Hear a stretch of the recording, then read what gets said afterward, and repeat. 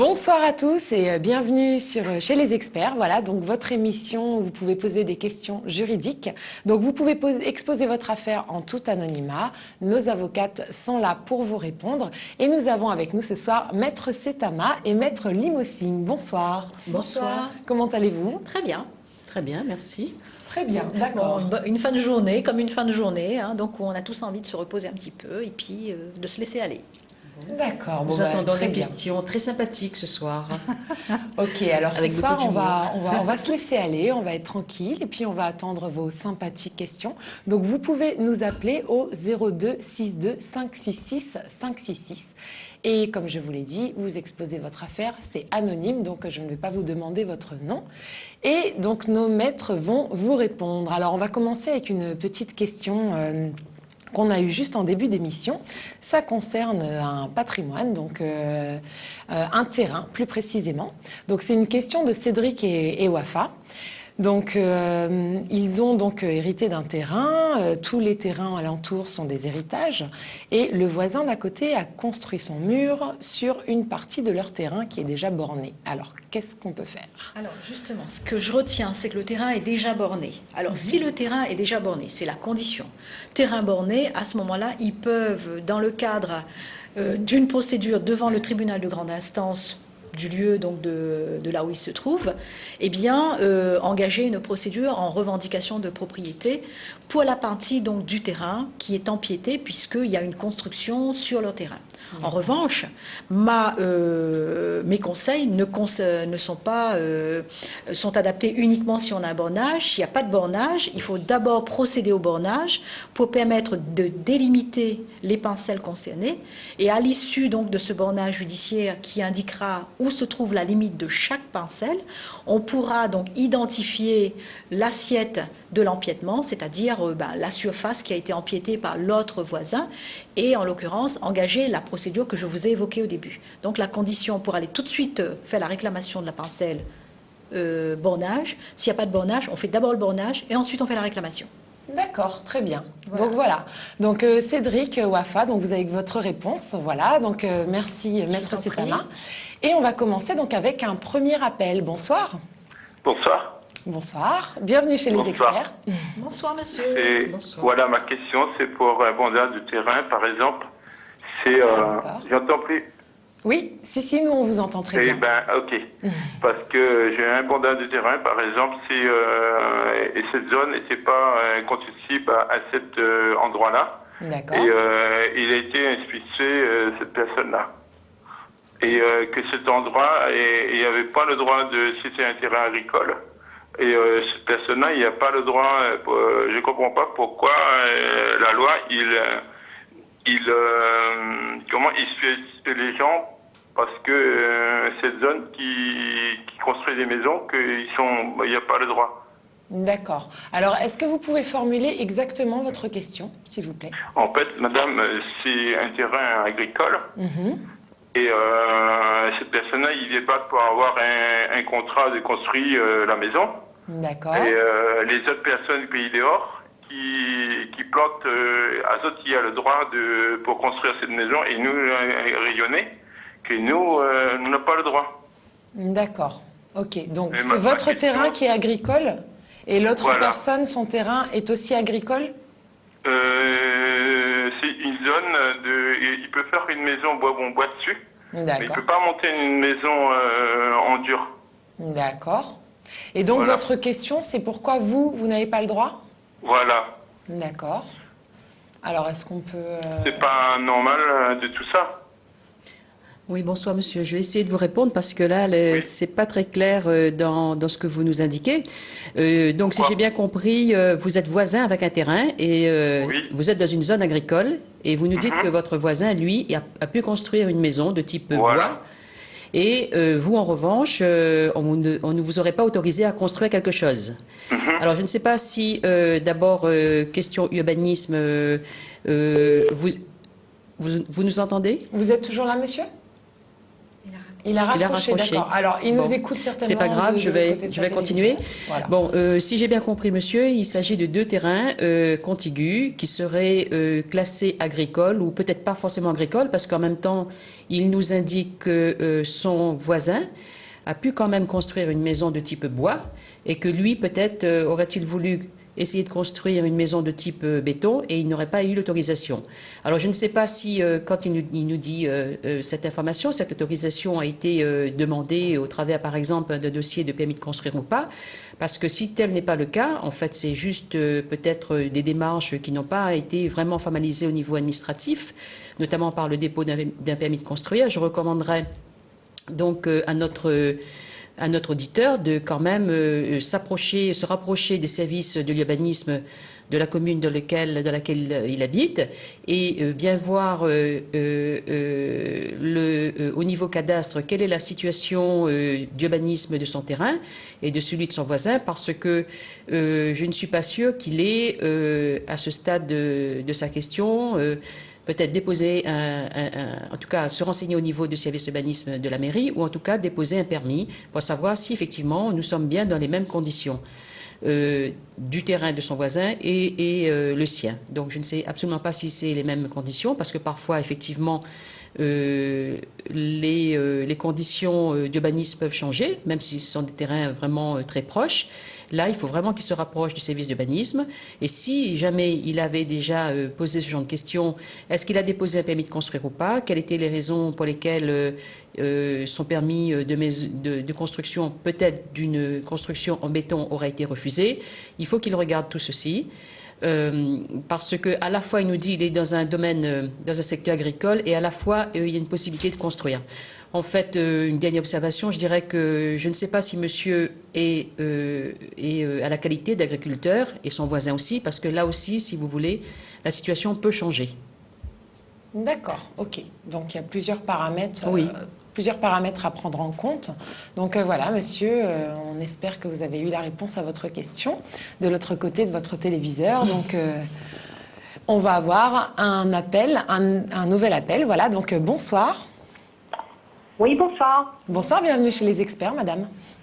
Voilà, donc bonsoir. En fait, ma question, c'est que, voilà, donc ma belle-mère a eu un legs d'une vieille dame qu'elle gardait pendant plusieurs années, qui habitait chez elle.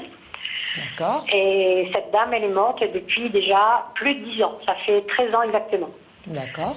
Et donc, bon, après sa mort, ma belle-mère, elle a fait un testament chez le notaire, hein, bien comme il faut. Ça a été déposé chez le notaire, elle avait toute sa tête et tout ça.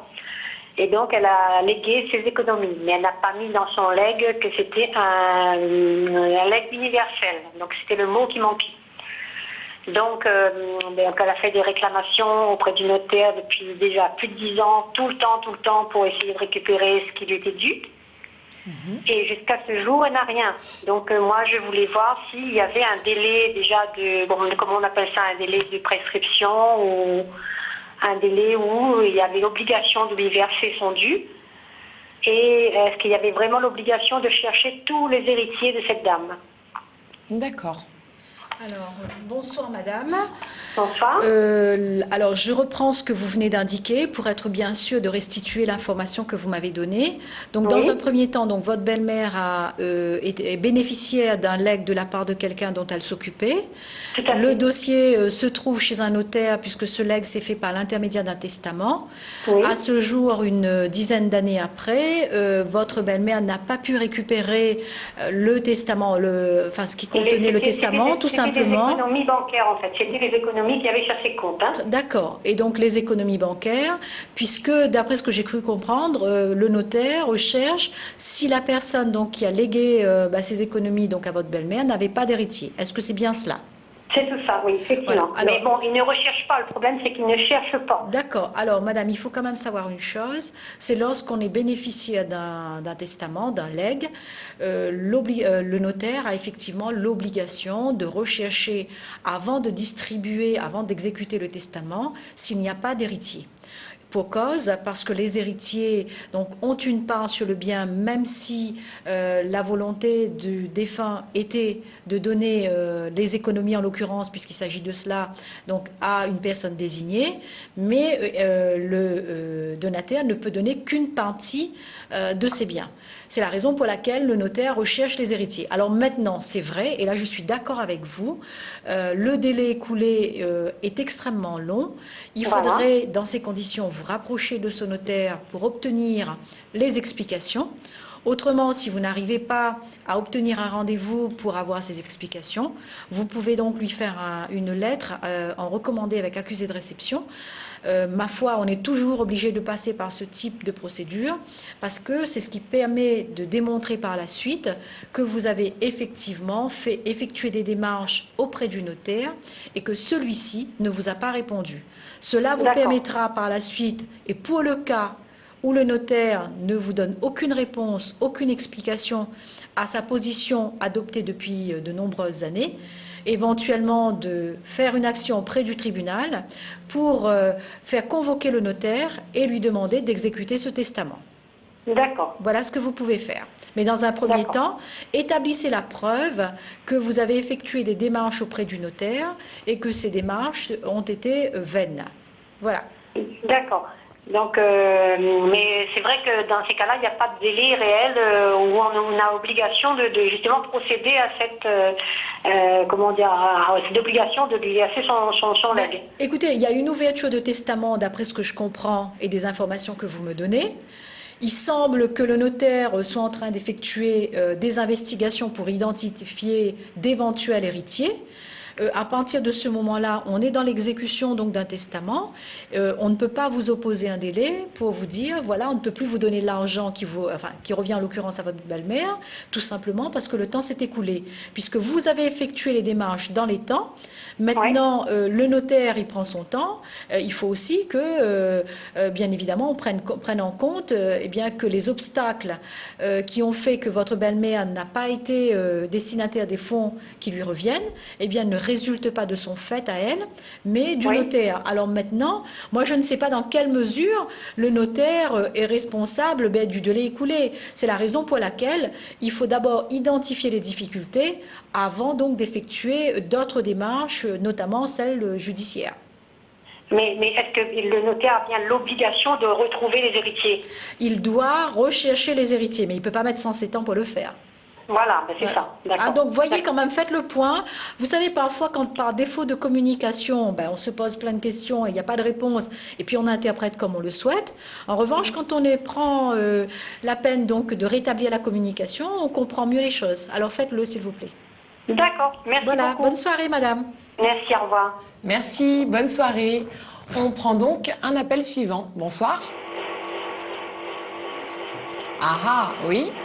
Allô. Allô, bonsoir. Oui, c'est à moi.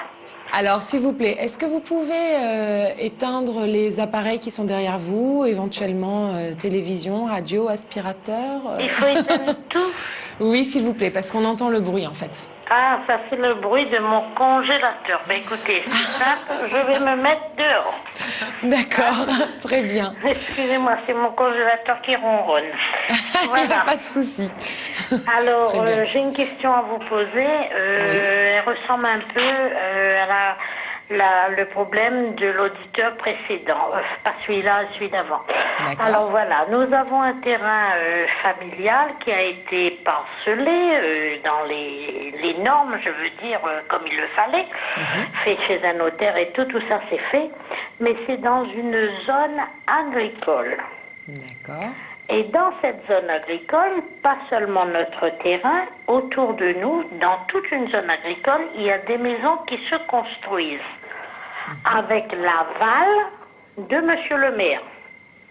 D'accord. Et nous, on ne peut pas construire, à nous, on nous refuse les permis de construire. On nous dit que c'est pas la peine de déposer, on fait des démarches. On va au cadastre, pas au cadastre, à la mairie, là, le bureau qui s'occupe de ça, quoi. Et donc, on nous dit non, vous n'avez pas le droit de construire parce qu'on est en zone agricole. Alors, bon, je veux bien, Mais comment se fait-il qu'à côté de chez nous, dans des zones agricoles, il y a déjà 5 maisons de construites? Et c'est pas des maisons en bois sous tôle, hein? D'accord. Et Donc, cette fois, c'est des maisons en plus dur. de 60 mètres carrés. D'accord. Des maisons à étage. Alors j'ai écrit une lettre au préfet pour lui demander des explications. Le préfet m'a répondu que le maire, je dois m'adresser au maire. Et le maire, lui, il vous dit que lui, c'est pas de son ressort. Alors je voudrais savoir à qui faudrait que je m'adresse. Si vous pouvez me le dire. Alors, est-ce qu'on peut lui donner... Oui. Parce que moi, j'estime que nous sommes en zone agricole, c'est un fait, mais la loi doit être la même pour tout le monde. D'accord. Alors, on va vous répondre. Il n'y a pas des passe-droits. D'accord. Merci, madame. On va vous répondre. Oui, bonsoir madame. Bonsoir. En fait, il y a même plusieurs questions de votre question. Oui. Et ça va même peut-être dans votre question au-delà d'un problème juridique, si je comprends bien. Bon, en tous les cas, ce que je souhaite vous dire, il faut d'abord vérifier que quand vous dites vos voisins ont construit... Non, j'ai vérifié, j'ai tout fait dans les normes, madame. Bon, moi je vous dis comment il faut faire en général. D'abord, il faut vérifier d'abord si vous êtes effectivement dans la même situation d'urbanisme que vos voisins. Oui. Et deuxièmement, lorsque vous déposez, vous n'avez jamais déposé de permis. Vous nous dites que, on vous dit tout simplement, c'est pas la peine de déposer parce que ça sera accordé. Et on m'a dit que ce n'est pas la peine au bureau de l'urbanisme. Madame, vous m'écoutez, s'il vous plaît? Oui. Non, j'ai bien compris ce que vous avez dit. Simplement, je vous dis la chose suivante. Je vous dis que vous ne pouvez pas vous contenter de paroles qui sont d'abord que du verbal. Oui. Il faut quand même déposer au moins une fois une demande de permis et vous verrez bien ce qu'on va vous répondre. Parce que sur cette réponse qu'on vous fera, qui sera positive ou pas positive, vous aurez une explication sur exactement quelle est la raison pour laquelle on ne vous accorde pas le permis. Maintenant, ah ben oui, parce que là, vous restez que sur du verbal jusqu'à présent. Ça sera écrit, vous voulez dire. Ça sera écrit, parce que jusqu'à présent, vous ne restez que sur du verbal. La seule personne à qui vous avez écrit, vous nous dites, c'est le préfet, et qui vous a dit qu'il n'est pas compétent pour gérer ce genre de problème. Voilà. Alors évidemment, tout ce qui concerne les questions d'autorisation de construction concerne évidemment le maire, puisque c'est lui qui est responsable sur son territoire de la réglementation de construction. C'est la raison pour laquelle, moi je pense que quand même, il faudrait au moins une fois déposer et ne pas vous contenter des déclarations du service d'urbanisme, déposer votre permis et vous aurez une réponse et vous pourrez susciter une réponse qui sera cette fois-ci écrite. D'accord. Alors ensuite, vous nous dites aussi que vos voisins ont construit. Alors je ne sais pas si vos voisins ont construit avec ou sans permis, parce que comme vous le savez, ah ben voilà, donc c'est bien ce que je pensais. Ça a été régularisé par la mairie. Mais il y en a qui ont été construits avec permis parce que il y en a, c'est les logements, comment dire, vous savez, les gens qui construisent avec des aides là. Oui, mais ça n'explique pas. Ça n'explique pas parce que si vous êtes dans la même situation d'urbanisme, que ce soit des logements construits avec des aides ou pas des aides, c'est pareil. La réglementation est pareille pour tous. Voilà. Donc c'est la raison pour laquelle moi je pense qu'il faut arrêter de faire des démarches qui ne sont que verbales. C'est quand même de susciter ne serait-ce qu'un écrit pour avoir la raison exacte. Ensuite, imaginez qu'effectivement on vous refuse cette autorisation de construire, on refuse donc ce permis de construire, vous aurez les motifs et vous pourrez ensuite envisager, avec par exemple un avocat, d'attaquer ce refus devant le tribunal.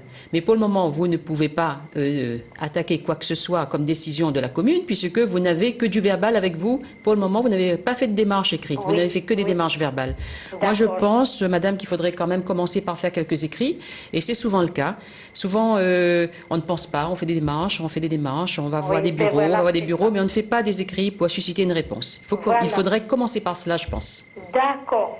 Voilà. Vous m'avez donné de bons conseils, c'est ce que je vais faire alors. Merci, bonsoir. Et après, donc, je vais au je ne sais pas si, selon la réponse. Oui. Voilà, donc vous savez ce qu'il vous reste à faire, donc faites votre demande de permis et puis on verra bien ce qui se passera. D'accord. Merci beaucoup, madame. Merci. Bonne soirée à vous. Merci beaucoup, au revoir et bonne soirée. Merci, à vous aussi. Alors, nous allons prendre maintenant l'appel suivant. Bonsoir. Allô? Allô, bonsoir. Bienvenue chez les experts. Bonsoir, mesdames. Bonsoir, monsieur. Mon question à poser, s'il vous plaît. Oui, on vous écoute. Mon client, c'est un opérateur de La Réunion. Et la dernière fois, avant-hier, ils m'ont relevé de compte. Et m'a dit que aussi mon relevé de compte a été prélevé en 3 fois sur mon compte. Ça est normal, mais elle a été prélevée par ma carte. Ma carte bancaire. Elle ne m'a pas donné l'autorisation à prélever avec ma carte. Elle ne m'a pas donné mon code, pas donné rien. Et comme je suis parti voir à ma banque, ma banque dit bon, allez voir au service clientèle. Je suis parti au service clientèle de téléphonique. Oui. Et là-bas, elle a dit bon, elle a regardé sur mon dossier pour regarder si m'a signé. M'a trouvé mon contrat, m'a passé aucun. Qui me donne l'autorisation de prélever sur ma carte. Ce qui me pose la question à la personne là-bas. Et ne comprend pas comment elle a pu retirer de l'argent avec ma carte sans mon autorisation. Je dis, c'est trop facile. D'accord. Et puis c'est dangereux là, si quelqu'un, d'accord, mais il prend beaucoup d'argent sur mon compte, il prend beaucoup, mais si quelqu'un peut tirer n'importe qui peut tirer d'argent sur le compte sans autorisation, il est dangereux. D'accord, alors on va bien reformuler vos propos et puis on va vous donner une réponse. D'accord. Bonsoir monsieur. Alors si j'ai bien compris, donc vous avez souscrit un contrat d'abonnement auprès d'un autre opérateur de téléphone et on vous a prélevé 3 fois donc sur votre compte. Et alors ce que j'ai un petit peu de mal à comprendre en revanche, c'est le fait qu'on ait utilisé votre carte pour pouvoir le faire. Parce qu'en règle générale, il faut avoir eh bien, les numéros qui se trouvent sur la carte. Il faut également avoir le numéro qui se trouve derrière, au dos de la carte, que l'on appelle le pictogramme. Et c'est ce qui permet donc d'effectuer des manipulations bancaires par prélèvement, etc. sur le compte. Or, là, si vous me dites que vous n'avez donné aucune référence de votre carte, je pense que là, il y a 2 choses à faire. La première, c'est de demander à votre banque, puisque vous êtes allé et que vous avez effectué, j'imagine, des demandes verbales, c'est de faire une demande écrite pour demander des explications par rapport à cela. Moi, je vous dis, c'est pas que je vous crois pas, mais j'ai un peu de mal à comprendre comment est-ce qu'on peut effectuer de tels prélèvements. Ceci étant, bon, il y a tellement de gens qui trichent que bon, tout est possible. Mais là, moi, j'ai jamais entendu ça. Et de la même manière, il faudrait faire une réclamation auprès de l'opérateur dont vous tairez le nom, bien évidemment. Donc, vous écrivez à cet opérateur et vous portez également une réclamation en indiquant de quel droit ils ont effectué des prélèvements sur votre compte alors que vous n'aviez donné aucune autorisation, et ce d'autant que j'imagine que ces prélèvements ne correspondent pas aux facturations pour la consommation que vous avez faite. Voilà, donc portez ces 2 réclamations. Ce que je vous propose, si vous avez une réponse, vous nous rappelez et nous serons en mesure à ce moment-là, au regard des réponses apportées, eh bien, de vous donner une marche à suivre. Mais pas vous avez ça, il peut déposer une plainte là-bas, alors. Bah, écoutez, donc, moi, ce qui me gêne un peu là, c'est que on a utilisé votre carte et je comprends pas très bien comment est-ce qu'on ait pu le faire. Moi, je comprends pas. Voilà, donc moi j'ai un peu de mal avec ça, je vous avoue. Donc c'est la raison pour laquelle, à mon avis, il faudrait peut-être demander des explications. Peut-être qu'au moment où vous avez signé votre contrat, vous avez laissé traîner votre carte, quelqu'un a relevé les numéros et qu'on l'a utilisé. Sauf que bon, même si on est dans cette hypothèse-là, je veux dire, les prélèvements qui sont effectués sur votre compte le sont en faveur de l'opérateur et non pas en faveur de quelqu'un d'autre, j'imagine. Donc, ce qui suppose quand même une manipulation auprès de l'opérateur. Et à ce moment-là, il faut véritablement comprendre le contexte dans lequel sont intervenus ces prélèvements. D'accord. Voilà, bonne soirée, monsieur. Merci, madame. Bonne soirée. Au revoir. Merci, bonne soirée. Alors, on vous rappelle qu'il ne faut pas donc citer de nom, ni d'opérateur, ni de banque, ni aucun nom. Voilà. Donc, c'est l'anonymat complet. Voilà, c'est l'anonymat complet pour vous comme pour les personnes qui sont en cause. Donc, on va prendre le prochain appel. Bonsoir. Bonsoir. Bonsoir. Bienvenue chez les experts. Merci.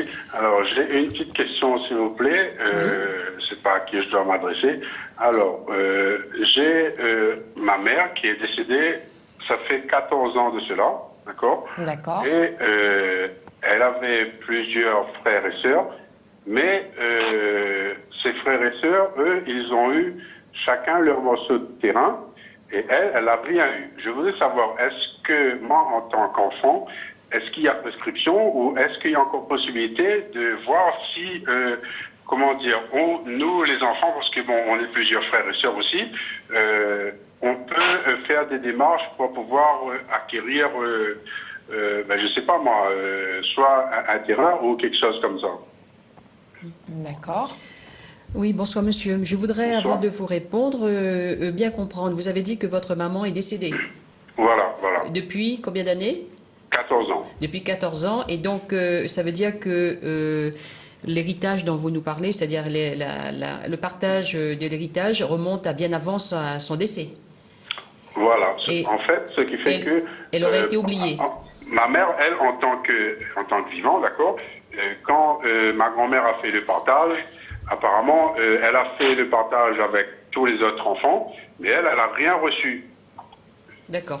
Bon, monsieur, moi, je pense qu'il faudrait que vous vous rapprochiez du notaire qui, à l'époque, s'était occupé donc de ce partage, parce que, en général, il ne peut pas y avoir... C'est un partage qui a été fait du vivant de la grand-mère, c'est bien cela?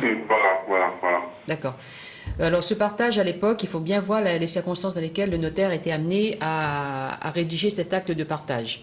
Parce que si, effectivement, tout a été donné et que, par exemple, on aurait oublié votre maman, il s'agit bien d'un oubli, là, il faut vraiment avertir le notaire et voir, effectivement, si cet acte de partage, que vous pourrez aussi récupérer en allant à la conservation des hypothèques, vous pouvez donc récupérer cet acte de partage, vérifier comment cela a été rédigé et qui était le notaire, qui était le rédacteur de cet acte, parce que parfois c'est indiqué effectivement tous les héritiers qui sont tous les enfants qui sont dans héritiers de la grand-mère. Peut-être a-t-on oublié votre maman, ça je ne sais pas. En tous les cas, aujourd'hui, il y a quand même un petit problème qui risque de vous arriver, c'est que le temps, 14 ans, c'est très long, c'est écoulé.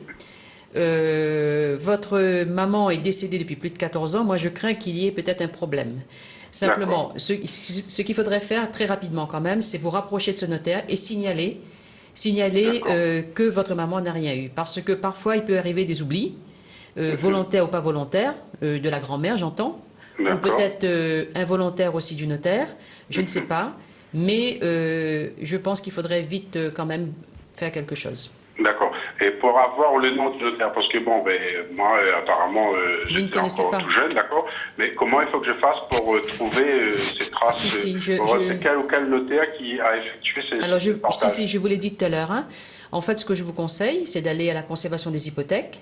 D'accord. Et vous allez demander, parce que vous devez certainement connaître le numéro des cadastres, des parcelles qui sont en cause. Alors, si vous connaissez... non, justement. Si vous ne connaissez pas, au moins la date de naissance et le nom, l'état civil de votre grand-mère. Si vous connaissez l'état civil exact et surtout la date de naissance de votre grand-mère, vous pouvez aller faire des recherches sur les biens qui lui ont appartenu au niveau de la conservation des hypothèques. Et en demandant, vous demandez aux agents là-bas de la conservation de vous aider à remplir ce formulaire. Et il y a un formulaire un peu spécial qui vous permettra, en donnant l'état civil et la date de naissance exacte de votre grand-mère, de retrouver tout ce qu'elle avait comme bien.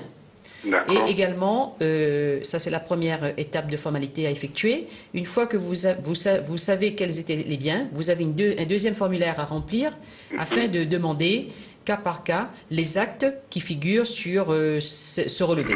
Et vous verrez, donc, à telle époque, un acte de partage a été rédigé par tel notaire, et c'est cela que vous allez demander dans un second temps, en remplissant un second formulaire. Et vous aurez, en demandant une copie de cet acte de partage à la conservation des hypothèques, vous aurez le nom du notaire. D'accord. Ok, d'accord. Voilà. Donc, ok, je vous remercie beaucoup, madame. Merci. Merci, monsieur. Bonne recherche à vous. Au revoir. Au revoir. Au revoir. Bonsoir, on va prendre un appel suivant. Bonsoir. Bonsoir. Bienvenue chez les experts. Merci. On vous écoute. Je voudrais poser une question, s'il vous plaît. Oui. En fait, j'ai 42 ans, j'ai 3 enfants, j'étais mariée et divorcée depuis 2008, je suis française Et j'avais un passeport j'ai perdu mon passeport. J'ai ma carte d'identité que j'ai fait à La Réunion même, en 2008. Après mon divorce, j'ai pris mon nom de jeune fille et tous mes documents officiels, le passeport que j'ai perdu, et il y a mon nom d'épouse.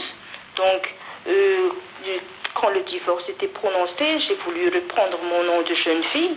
Et quand j'ai perdu le passeport en 2011, celle qui a mon nom d'épouse, et à la mairie, on a dit qu'il y a quelqu'un qui a déjà ce passeport en métropole. Alors que moi, j'ai jamais été en France, j'ai jamais été en France. Et que cette personne a utilisé mon nom de jeune fille depuis 2002.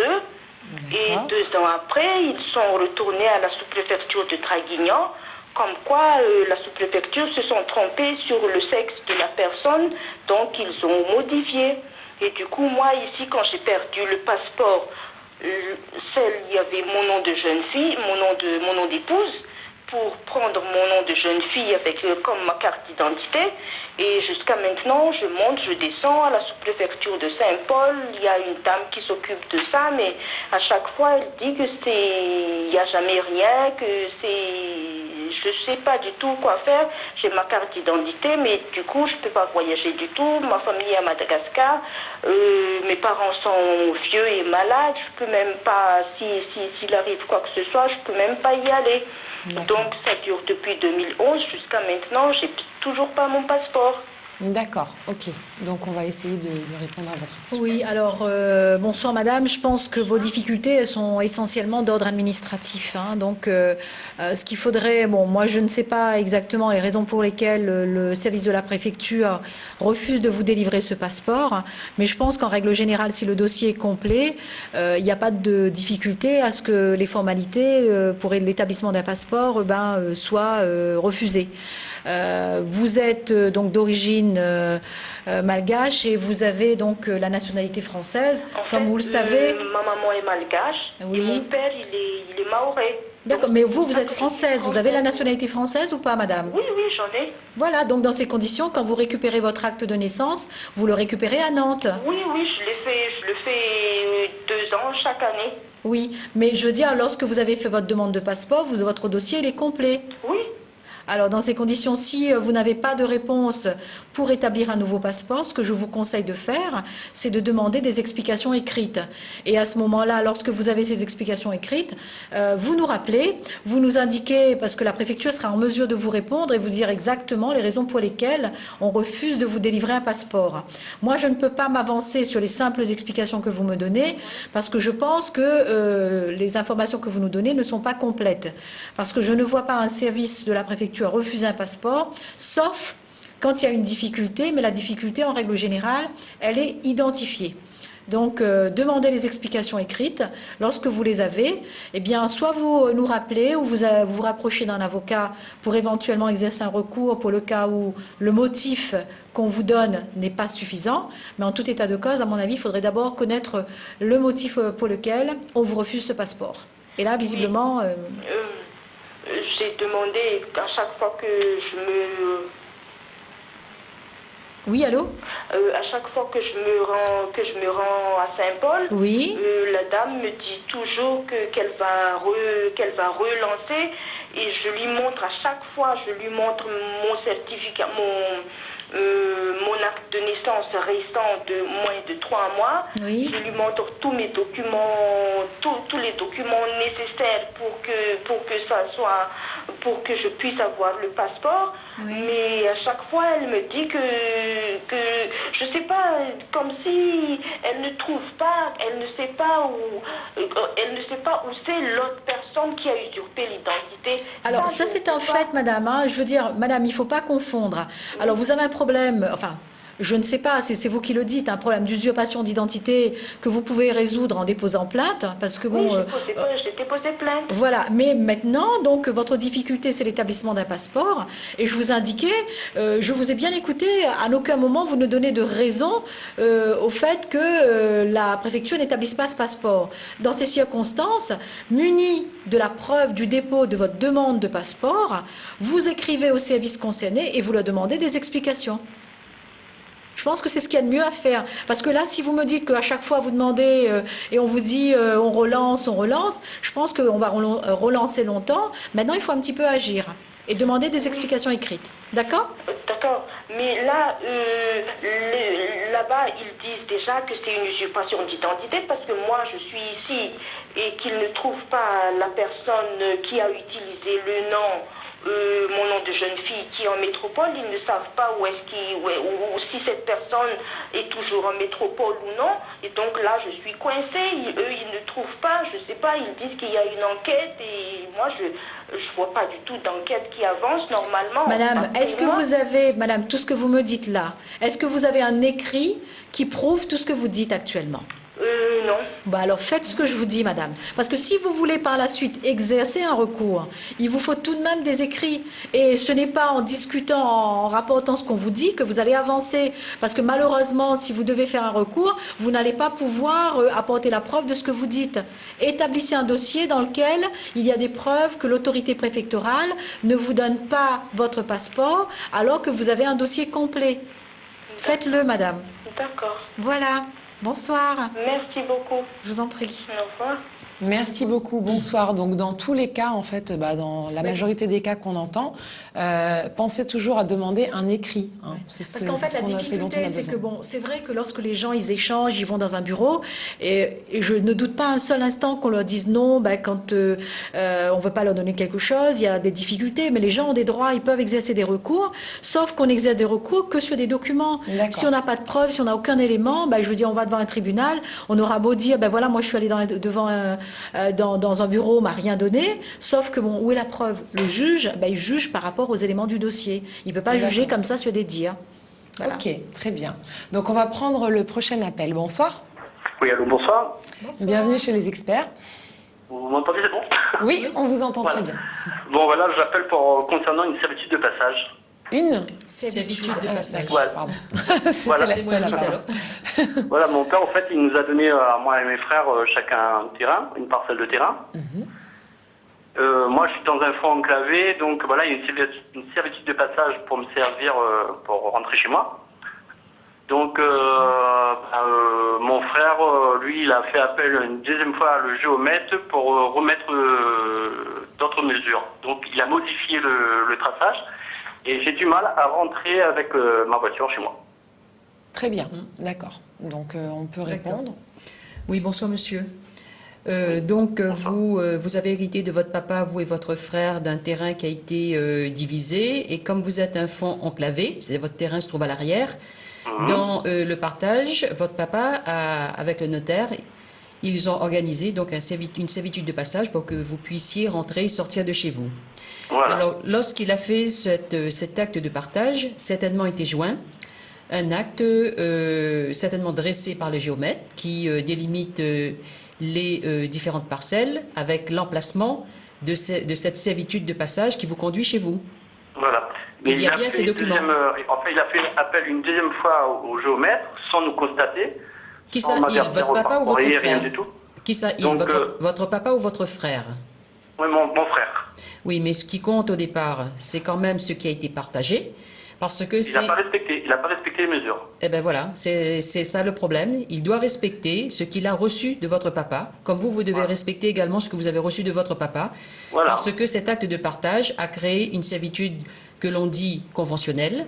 Donc il y a comme si un contrat qui a été créé et qui donc régit votre vie quotidienne à vous et votre frère par le respect de cette servitude de passage. Parce que là, vous êtes deux, peut-être vous êtes plus, je ne sais pas, mais votre frère doit respecter la servitude de passage qui est dans son acte de propriété. Parce que si cet acte de propriété... Données au départ. Pardon? les mesures qui étaient données au départ avec notre signature. Exactement, parce que c'est celle-là qui vous permettait de rentrer apparemment normalement chez vous. Maintenant, en modifiant de façon unilatérale, c'est-à-dire sans votre accord, en allant chercher un géomètre pour faire bouger les lignes de cette servitude de passage, cela vous cause un problème, vous nous dites, parce que vous n'arrivez plus à rentrer chez vous, et ça, évidemment, il ne le peut pas. Alors, il ne peut pas parce que il modifie un acte qui est un acte notarié, qui est déposé à la conservation des hypothèques, il ne peut pas le modifier de lui-même et sans votre accord. Il ne peut le modifier qu'avec votre accord. D'accord. Et là, le souci, c'est qu'au fait, lui, sur les terrains, au fait, il y avait interdiction de vendre par les parents. Et il a vendu. Et là, il a vendu. Là, je lui ai demandé pour me donner... parce qu'en fait, c'est un biais qu'il n'a pas respecté, comme ça me pénalise pour rentrer. Donc, lui, maintenant, il m'a dit qu'il faut que je vois avec directement l'acheteur. Et le souci, c'est que là, il nous a envoyé un papier aussi pour signer, pour qu'on puisse légaliser notre signature pour la vente.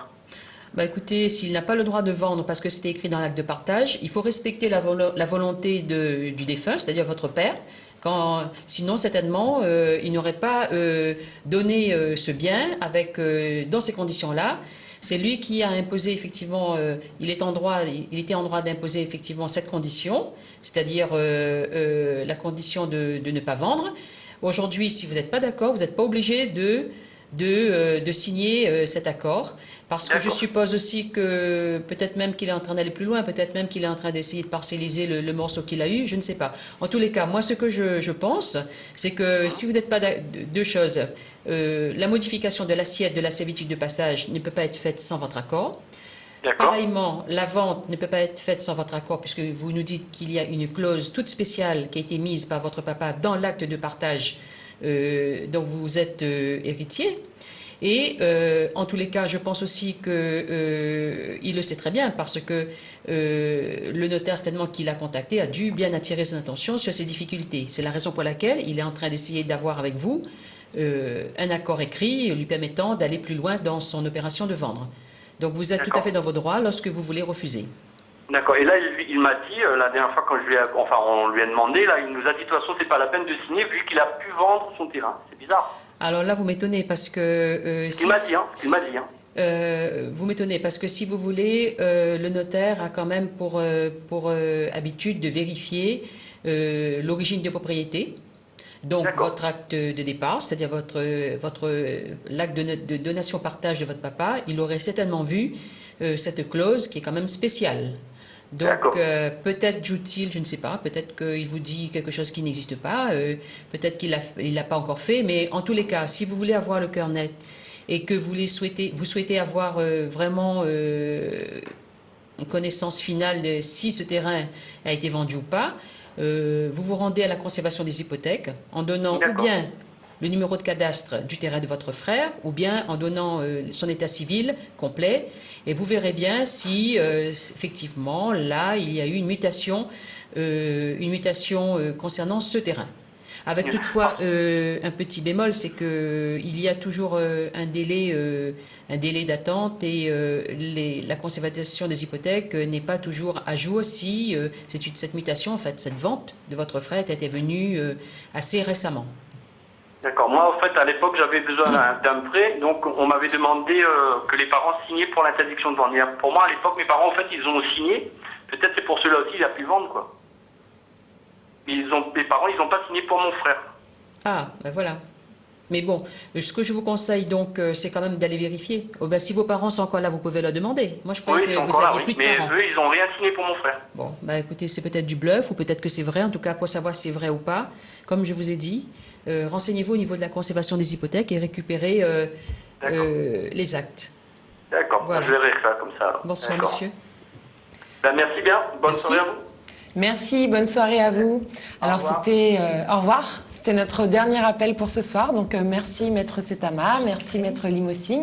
Donc je vous donne rendez-vous mercredi prochain. Donc vous allez retrouver donc ce cher Fred Jolet pour cette émission et donc vous pourrez appeler pour de nouvelles questions avec les experts. Bonne soirée à vous et bonne fin de soirée sur Télécréole.